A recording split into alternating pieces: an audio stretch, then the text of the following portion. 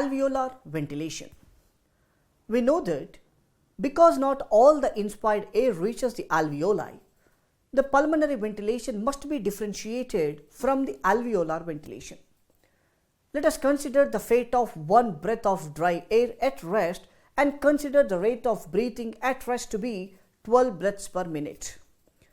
So the minute ventilation rate, that is pulmonary ventilation per minute, is calculated as follows.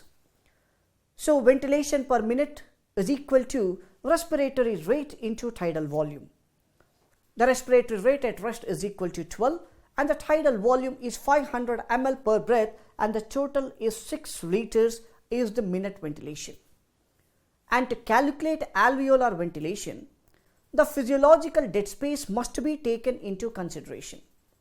And in a 150-pound healthy man with a physiological dead space of 150 ml, the alveolar ventilation is equal to respiratory rate that can be calculated as 12 breaths per minute into tidal volume minus physiological dead space.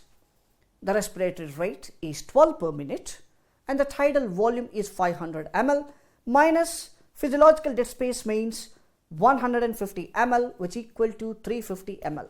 So 12 into 350 ml is 4.2 liter per minute is the alveolar ventilation in the healthy individual.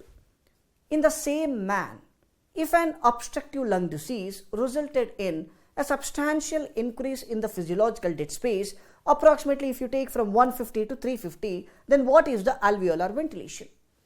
There would be a drastic decrease in the alveolar ventilation. By seeing this formula, you can only say that the respiratory rate, let us take it as constant, that is 12 breaths per minute, into 500 ml is the tidal volume, minus physiological dead space, which is increased in the obstructive disease, that is 350 ml.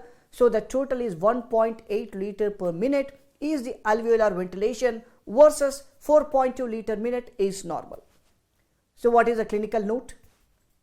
If the alveolar ventilation falls to a level too low to provide enough oxygen to the tissues, patients must compensate either by increasing the rate of breathing, that is tachypnea, or by taking larger amounts of tidal breaths. So taking larger tidal breaths would be a better option because it minimizes the effect of dead space on the alveolar ventilation. So this is what you need to know about alveolar ventilation.